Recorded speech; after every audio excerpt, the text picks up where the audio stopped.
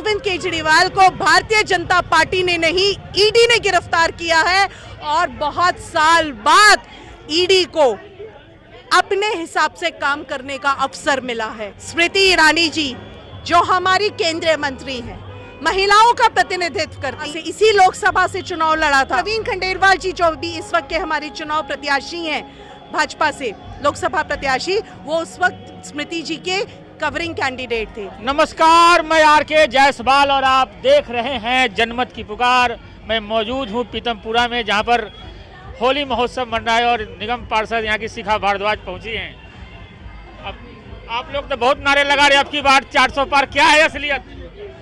नमस्कार सभी को, जनमत की पुकार के माध्यम से मैं सभी को होली की हार्दिक शुभकामनाएं देती हूं। अपने पूरे भाजपा परिवार की ओर से, पूरी लोकसभा चांदनी चौक कॉन्स्टिट्यूएंसी की ओर से मैं आप सबको होली की शुभकामनाएं देती हूं। मेरे लिए सौभाग्य की बात है कि आज लोकसभा स्तर का जो ये कार्यक्रम है और पार्टी ने मेरे छोटे से वार्ड को इस कार्यक्रम के लिए, इस उत्सव के लिए चुना। मैं आभारी हूं शीर्ष नेतृत्व का। और आपका सवाल और मेरा जवाब कि अब की बार 400 पार क्या है, तो अब की बार चांदनी चौक लोकसभा कॉन्स्टिट्यूएंसी से 5 लाख पार, ये सिद्ध है। क्या लगता है अरविंद केजरीवाल को गिरफ्तार करने से आप लोग जीत जाएंगे? माहौल बन रहा है। भाई साहब, अरविंद केजरीवाल को भारतीय जनता पार्टी ने नहीं, ईडी ने गिरफ्तार किया है और बहुत साल बाद ईडी को अपने हिसाब से काम करने का अवसर मिला है। ईडी अब स्वतंत्र तौर पर काम कर रही है, अब किसी की तानाशाही नहीं चलती। 2014 से मोदी जी के नेतृत्व में ईडी अब स्वतंत्र रूप से काम कर रही है।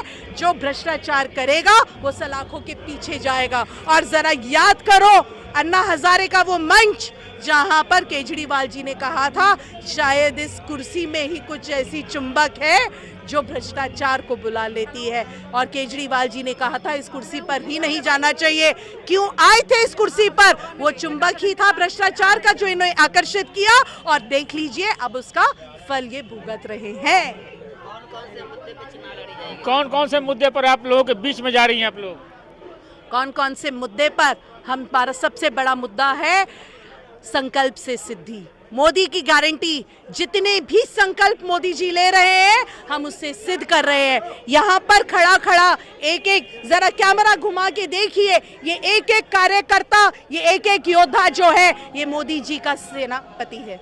और इनके पीछे पूरी की पूरी सेना तैयार है जो मोदी जी की गारंटी को घर घर तक पहुंचा रही है। निश्चित रूप से ये भ्रष्टाचार लिप्त सरकार जो है दिल्ली से हम उसे जड़ से उखाड़ के फेंकेंगे। ये लोकसभा का चुनाव जो है दिल्ली में सिर्फ एक ट्रेलर मात्र होगा और 2025 की शुरुआत में जो सरकार बैठेगी वो दिल्ली में अब भारतीय जनता पार्टी की बैठेगी। अब आप कहोगे चुनाव तो लोकसभा का चल रहा है, ये बात कर रही है विधानसभा। कांग्रेस भी साथ में आ गई, उनके पूरे इंडिया गठबंधन। कांग्रेस साथ में आ गई है तो ये तो जीता जागता सबूत हो गया। उन्होंने खुद ही रख दिया कि कोई उनकी टिकट लेने के लिए भी तैयार नहीं है। उनके चुनाव चिन्ह के साथ तो कोई चुनाव भी नहीं लड़ना चाहता। बेचारे गठबंधन कर लिए हैं, 4 तेरी 3 मेरी, लेकिन वो 3 पे भी कोई बैठने को राजी नहीं है। अब क्या होगा कहीं पता चली एक तरफा चुनाव यूं ही निकल जाए। आप लोग तो होली में सराबोर है, मगर केजरीवाल जी जेल में हैं। भाई जब झूठ का बोलबाला था, अब जब सब कुछ सामने आ गया है तो होली किस रूप से मनाएंगे? अब तो उनके खेमे में मातम का जो माहौल है वो इसीलिए है कि उनको भी समझ में आ गया कि अब तो हम उखड़ के फेंक दिए गए हैं।